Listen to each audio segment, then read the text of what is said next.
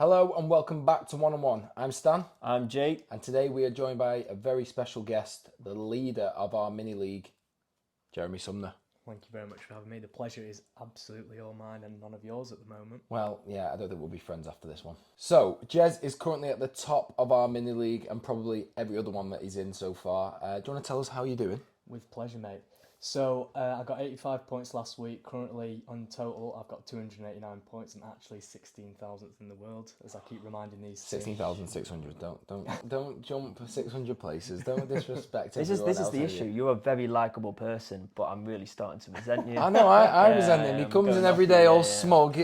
We're forgetting last season already, aren't we, Jez? You've changed. Yeah, you You've have. changed. You've changed within 3 months. One season can change everything, lads, as you can see. Well, 4 weeks, can. So I'm sure everyone is wondering what the 16,600th person in the world's team is looking like. So shall we get into it? With pleasure, mate. Right, well, let's flash it up on the screen. So talk to us. Who you're happy with?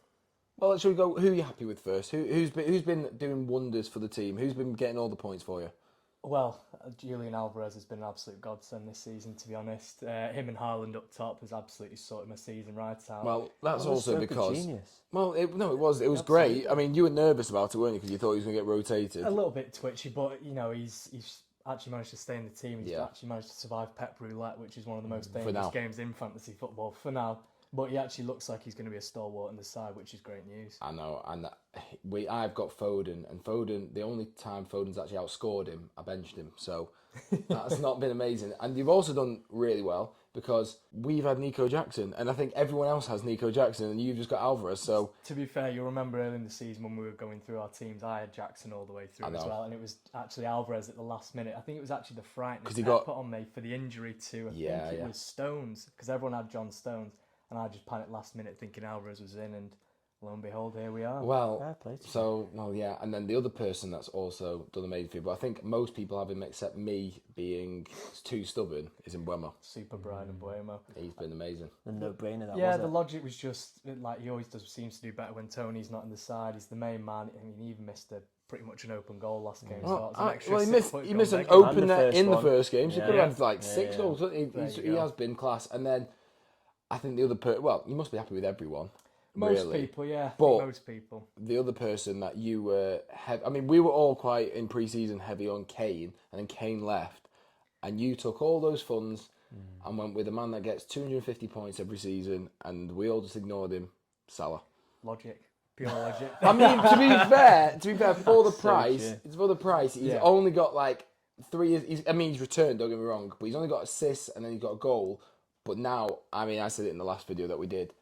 I think I'm strongly considering you've just got to get him in because he's just doing it all the time. He's consistent. He just somehow manages to get points every week. I mean, All like time. you said, it was 3 assists in the first 3 games and then managed to score a goal or 2. So, yeah, it's all turned out. I mean, the rest of the team have all been okay, but those are kind of the key. I mean, hitters, I think guess. that's the thing at the start though. We all know that it's a long-term game, so even if you're doing really well at the start, it can all like fall off. But like the points are so like condensed. So like we're only 30 points apart. Well, probably 40 now actually. Probably But 40. it feels like 100. Yeah, but it does feel like a lot. But that's the difference at the start where 40 points can separate like a million to, whereas when we get further down the line, it'll be hundreds of points, won't it? So, that being said, is there anyone you're actually unhappy with?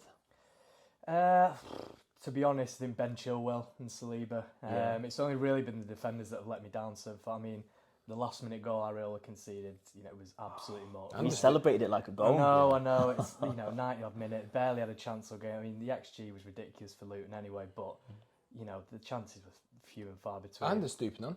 And Stupidan's been all right because he started off okay early doors. But no, he had the goal wiped out in the True, second yeah, minute, as didn't he? well. And yeah, I was going to say the Callum Wilson. So midfield was last- an absolute nightmare. Last week could have been even better for you. You could have had two extra clean sheets. Imagine. I would have Dream. hated that. Oh my hated God. it. Considering I had Edison just getting wiped out straight away by Fulham.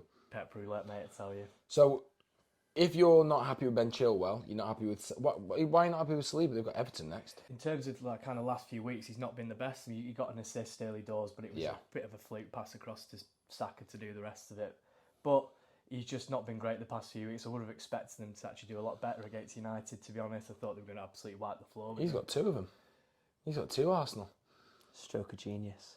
Well, not really. It's dramatically not in the backfired. end. But yeah, I think Saliba, he's been okay. They've got one decent game and then they've got a little bit of a tough run. So I think definitely him and Chilwell are the main ones at risk. Also, João Pedro, after such a promising start, nowhere to be seen. And whilst he's cheap, Yeah. I don't think I can do with him for much longer. Well, yeah. I mean, this is the problem. I thought he looked good though against Newcastle. He just did. didn't get anything. Yeah, He was just playing behind Ferguson, and Ferguson was just obviously getting everything, Mopping wasn't up he? the goals. Mopping up. So then, Mr. 16,000, who are you looking to bring in the next couple of weeks? So I think Villa players, they're likely to come and see the run's ridiculous. So Matty Cash, also having a look at Watkins as well, inevitable. Not my boy. Your mate Diaby as My well boy. might be on the list. Just My to, boy. Even if just to negate Stan, that'd be nice. Just keep him. At Just wait arm's for length. my surge to come back. I'll be coming back. Absolutely. So yeah, Aston Villa players, Spurs players again. I think we spoke about Udogie earlier on in the season. Really good player. Pedro Porro's doing well in midfield as well. Heung-min Son, incredible when he's up top. It's when he gets shunted over to the left wing for that horrible striker Richarlison. You just don't get I anything mean, out if of him. Son's up front, it's a bit of a no-brainer, It's isn't it? absolute business. That's a premium. What about Newcastle? Newcastle, I'm a bit iffy on just because I'd only want to go for Wilson or I'd want to go for Isak, and you really don't No know. defenders.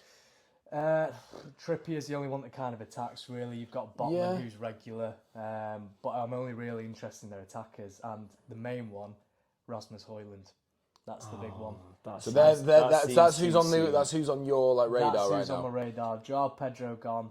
So Højlund getting into who you're gonna sell. That's a typical United fan response. That like he's played 20 minutes. He looked and good, though. He looked a handful. He looked Jake, strong he and a looked bit good there. physical. He didn't have a shot of anything, did he? I'm moved. I am moved by Oh, this man. give He is over. He looked brilliant. He was out muscling Gabriel. He was Oh getting in yeah, the right but you don't spaces. score goals without muscling people. Well, you've got Nico Jackson and Darwin. This is the man that loves Listen, Darwin Núñez. Well, he's making it out like he's some kind of Darwin Núñez. He's nothing like it. He's nowhere near him. So selling then, João Pedro's on the chopping block. Who João else? Pedro, Chilwell and Saliba. I think we mentioned this in the last video. I think Chilwell has to go at some point, considering he's had one clean sheet, one assist, and everything else has been like a one-pointer, hasn't it? Literally. I'd also like to take this opportunity to shout out Malo Gusto. What a player, by the way. 4 Well, million. why didn't we? This man 1 wanted second. nothing to do with him all pre-season. I told him 4 mil. Absolutely. No. Reece James is getting injured. No, in my defence, I said it's a great pick if Reece James gets injured. But I just didn't want to take up another Chelsea slot because I don't know why I convinced myself Chelsea were going to be some world-beating team. I already had Nico Jackson, and then I had Chilwell, and I was like, I could get Sanchez in, I could get Sterling in. Listen, Well, Gusto paid off, you played but the probability. there was no point me getting him when Reece James is coming back after the international break. But he did play well. He got you those 2 assists. He did. 14-point game. Mammoth 14-point week, I think he had at one point. I know. Well, and it's paid off for you. Exactly. What we're saying is we're happy for you, Jez. I'm not. So, before we finish the video and get out of this incredibly hot room, I'm sorry if you can see that we're all sweating. We're going to do a ones to watch. So, all Jez needs to name is a defender, a midfielder, and forward that he thinks he's going to do well in game week 5. So, who's your defender? I'm going to go with Matty Cash. I just think if they're playing 3 at the back and he's playing as a wing-back, they're likely to get chances, especially with Watkins up top. And who are they playing? Don't actually know, to be honest. Who are they playing? Palace at home. Oh, nice. Tell you Okay. what. Well, not exactly scoring loads of goals, other than Edouard decided to turn up last week, and who my sister had in her fantasy football, by the way. What a random choice God Edouard was. respect it. What was that? Eze as well. He's always a good player to have. Yeah, I think Matty Cash is a good pick. Maybe not even just for clean sheets. He just seems to be getting. He could have scored a header against Liverpool. Yeah. So good pick there, I think. And they've also got an amazing run coming up. So good long-term pick as well. Who's your midfielder? I'm going to go for a real wild card this week. I'm going to go for Palestri for United. After the allegations that have come out about a certain player, which we won't go into, I won't besmirch this lovely show with any kind of chat about that. And Jadon Sancho basically getting himself out of the team with that ridiculous. It's absolutely mental. If he'd have waited a day, he'd have been back in the team. He'd have been straight He'd have in. been back in the team. And then now he's out. So, I mean, I think Palestri's a player. Palestri's really good. I really like him as a right winger. He's completely different to what the other players offer. He'll get to the byline a lot better, I think, especially at the moment. He'll get to the byline, he'll whip the ball in, and that'll probably actually lead me on to my forward pick But again. before you do that, all I'm going to say, Brighton. are you confident of United against Brighton? United just seem to randomly turn up. You know, it's a real mixed bag with them. You know, with, as me and you both know, as long-suffering United fans, sometimes they turn up, sometimes they don't. Sometimes they go 2-1 up against Arsenal. Sometimes they lose 3-1 10 minutes later. That's just the nature of United. I mean, they do, and eventually you think they've got to come good. They can't be this rubbish for so long. But if you think about it so far, they shouldn't have won the Wolves game. They were 2-0 down against Forest. They've now lost 2 other games against Spurs and Arsenal. Brighton are a good team. It'll be a very open game, though. Brighton, they don't sit back. Brighton. No, a stupid man gets forward. And if Pleshy Pleshy plays and he's against him, could be a shout. Now, could he? I mean, I can't really see him going Garnacho right wing. Can you? No. To be honest, I think if anything, you'd probably push Rashford out there.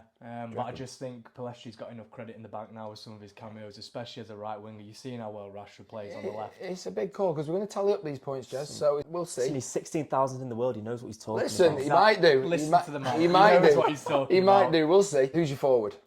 It's Højlund again. I told you, I'm doubling Wow. up. I'm doubling So I just up. want to go Wan-Bissaka at the back as well. Assist from Pellistri, goal from Højlund. That's how it's going to be. Whip him into the box. Stack 'em I up, do yeah. like. I mean, have they kept a clean sheet yet? They haven't kept a clean sheet yet, but have they, Brighton? Don't. No, they haven't. They conceded with. So, you know what? United could score. I mean, it was weird to say United lost 3-1 against Arsenal, and that was their best performance. Exactly that. I think if they got. I know that's bad to say, but If they can get Amrabat in, if they can sort of play a bit more compact, if they can get an actual decent players in the position, not like Anthony spinning around like a Beyblade on the right wing, we might be Well, he's alright. gone now, so We might that's be good. alright. Get Martial off the pitch, get Højlund up top. Yeah. I think you'll start to see a different United. Yeah, side. and the fans will love to see it. They'll get up for it. I think Højlund's a good pick. I mean, you're going to go put him in, aren't you?